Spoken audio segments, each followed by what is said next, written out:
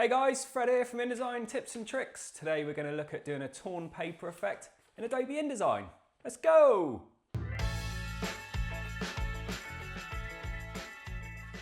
So rather than just create this torn paper effect, I thought we could put together a half-price sale poster and build that from start to finish in Adobe InDesign. Let's take a look. Here we are with a new blank page. I'm going to be accessing various tool panels, so to start things off, just come up to Window here and make sure you've got Control clicked on. That's this toolbar here. And then we're going to be coming over here into our swatches panels. So make sure that you've got Window, Color, Swatches. Right, let's get into it. I'm going to pick up my rectangle frame tool. Click and draw over the page. I want a slight grey background so that when the poster's printed, or if it's printed, it's going to stand out and pop if it was placed onto like a white wall or something like that. So we'll go New Colour Swatch. And I always work in CMYK, mainly for when I'm doing jobs that are going to be printed. And let's just pick a 10% cyan to 20% black. And that'll give us a bluey grey background. Let's come over to the type tool. We want to type our word sale. So again, click and drag that out. And with caps on, we'll just type sale. Do Command A to select all. And then I'm going to use Command, Option, Shift and the full stop key. Pressing the full stop to bring our sale text up. We'll leave it about there. We can alter it again in a minute. If we hold Command, Shift and C, that will centralize our text. And then we're going to come up here and I'm going to pick a nice chunky font called Brandon Text.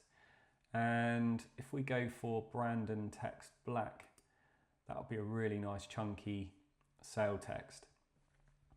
So we're going to create our torn paper in a second, but so that we can work around the text and make it look nice sort of off the bat, let's get this all positioned up and ready just how we like it. So when I create stuff with a bit of urgency, I quite like it to be on an angle sometimes. And we could come up here into the angle of the toolbar and we'll just make that 5. And if we tab across, that will then go to our shear tool, which is this one here.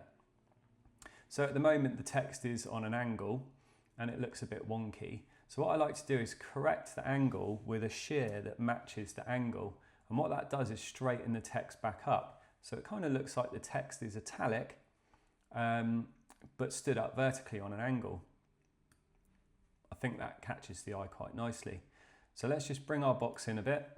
If we hold Command, Option, Shift and grab one of the toggles, click and drag out, that's going to make our text even bigger. So I like to work quite tidily and always make sure that things are central. So I just bring the edges of my text boxes in to match the document width. So let's triple click into here. Again, Command A, and I'm going to bring the kerning down in between the letters. So that's the space between the letters. So for that, I hold Option and I do the left cursor key. And you see how that closes the letters up. So I don't want to go too far with this because unless we're after this effect, I find it just looks a little bit too clunky. So we can alter what we've done by expanding out the kerning by using Option and the right arrow. And I'm going to leave it on about -40. If you wanted to do this another way, the kerning is actually done up here in that top toolbar. So that's looking quite cool. I'm going to bring this down so it's roughly in the center of the page. InDesign gives you these nice little guides as a reference. And now it's time to create our torn paper effect. So what I like to do for this, if you come over to the pencil tool here, or you can press the N key, we can literally draw a sort of rugged line, as it were. So I'm going to try and draw and follow the angle of my sale text. So the more you wiggle your pen about, the more torn your paper is going to look. So So I've got a bit of a flat spot there, which we can address in a second. And then I could draw around the right side of the page, the bottom, and then come and join back up on the left. I'm going to leave this as a line for a second and come over to the pen tool or the P tool. And if I click that end point, it gives me that / which basically indicates it's going to join to that path. Now if I hold Shift and click down here, it's just going to give me one more point that gives a nice straight line. I'm going to do the same here, come up and join this one. And then basically this looks a lot tidier and it will be easier to work with in the long run. Now if I wanted to get really fussy, I could click and hold the pen tool, come down to the minus and just delete off a couple of these extra points. Now that won't unconnect my path, it will just delete some of those fussier points away from the edge. So we could do that one there. So making sure that my black selection tool or press the V key here is selected, make sure that I've clicked on my new torn piece of paper, and I've already set up a swatch here for my vibrant red. So if you were going to get this poster printed and you wanted the most punchy vibrant red possible, using a 4-color process, you want the cyan to be 0, magenta to be 100, yellow to be 100 and black to be 0. That will give you the most vibrant red possible from the print process. So let's click that. Also make sure that the front swatch is selected there and not the frame. Now that looks quite good, but as I mentioned, we've got a bit of a flat spot here. We could choose to leave that if we want, or we could go up to our zoom tool or press the Z key. And then I like to hold Shift and select around the area I want to zoom in. So what we could do from here is go to our pencil tool and we're going to just draw in some extra paper here. Go back to our black selection tool or press the V key. I might just stretch that out a little bit to meet there. And I'm going to make that red as well. Now, ideally, we want to make this all one shape. So if we just zoom back out to see our page, with the black selection tool and my new shape selected, I can hold Shift and select the other piece of torn paper. And I can come over to Pathfinder. Again, you can find this from Window at the top. And I'm going to click this left-hand option, which combines the two shapes together. Notice how now, if we go to the grey direct selection tool, it doesn't see it as two shapes, it's now as one. So what I'd like to do now is mimic this piece of torn paper at the top. So it looks like the two have been ripped away and sail has been revealed from underneath.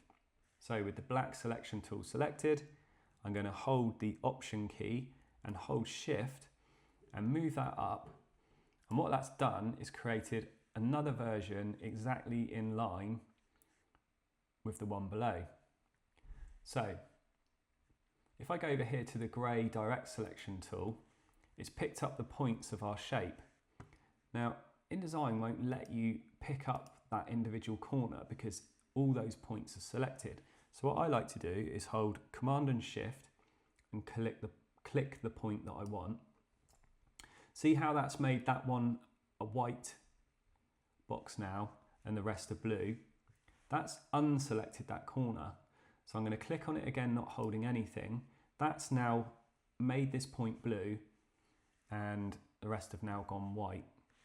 So I want this point as well. I'm going to hold Shift and select this point here. And then I'm going to click and drag past the jagged line. So what this has done, if I let go there, and I go over to my direct selection tool. The reason we pick up the direct selection tool is so that InDesign basically goes back and says, oh, you want the whole shape, not just the points. And if I was to bring this down holding Shift, we can see that our paper now looks like it's been ripped away. So in a real life scenario, if you torn through the paper and you move one to the bottom and one to the top, it would kind of look like that.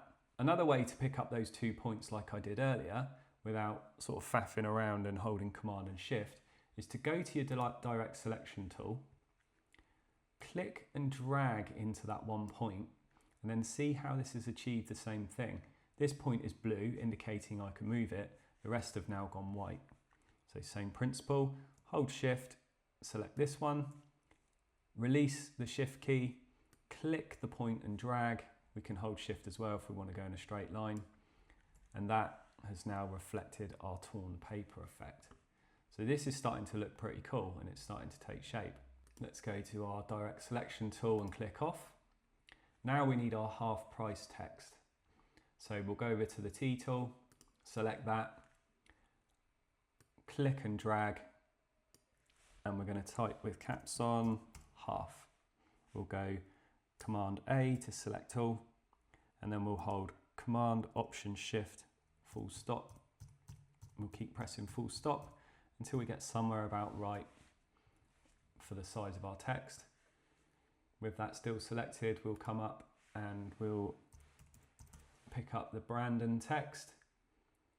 So we could go for a slightly less weight here and we could maybe pick bold.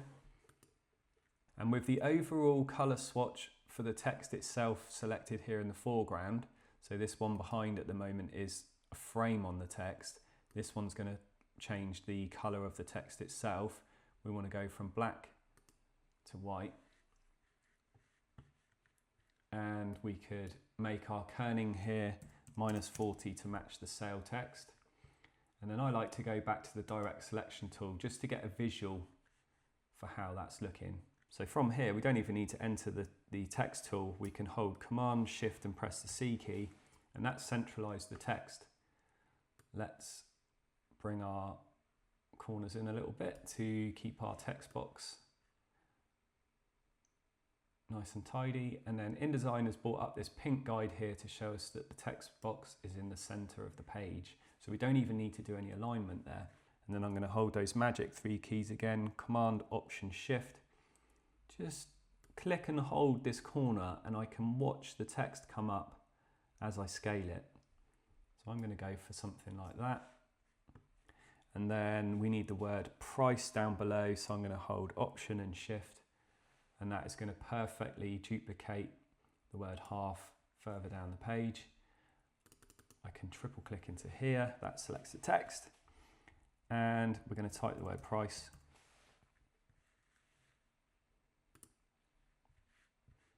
And that's looking pretty good. So visually, it feels like the word price could come down a bit here.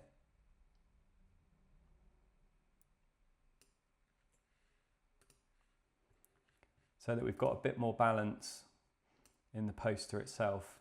What we could do to help the text pop a bit is click the word half, hold shift, click the word price, and then we could hold control and click, go to effects, and we could add a drop shadow.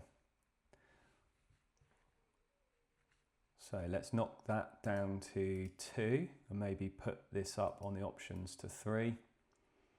And that's given us a nice soft lift to that text. What we could also do at this stage is put a shadow on our torn paper. So if we click on our red paper and we hold Control and click, bring up the drop shadow again. And then with the preview selected, we can't actually see a shadow appear here. And that's because the angle isn't quite right to show up on our torn paper. So what I do is just fiddle with the angle until we start to see it. I want this one to be a bit softer, so I'm going to make that 45 instead of 75.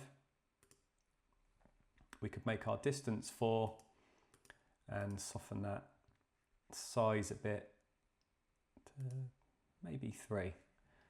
That looks quite cool. Click OK. There was a few settings that we changed there, so rather than do the whole thing again, if we bring up our effects panel, again you can get that from window at the top, notice that the object has got this little FX symbol by the side. If we click the F and the X and hold Option, click and drag over, we start to get a hand when it rolls over certain items. So you need to be careful because we don't want to drop this on our text that's already got a drop shadow. But if I release the mouse and let go there, We can't see at this stage, but it has dropped that exact same effect onto the other bit of torn paper. So using the black selection tool, or V key, I can click the top red paper, control click, come down to effects, and this tick shows that that drop shadow is actually on our top bit of torn paper. Let's click that again. And all we need to do now is a reverse of what we did before and just alter the angle to sort of match the bottom one. Click OK, click off the pasteboard, and that has really helped our torn paper pop. And there we have it, an eye-catching half-price sale poster that we've created from scratch in InDesign. The beauty of doing this is we now have these elements and we could always come back and grab these for other work that we do to save time in the long run. Hope you've enjoyed watching, guys, and I'll see you on the next one. Cheers!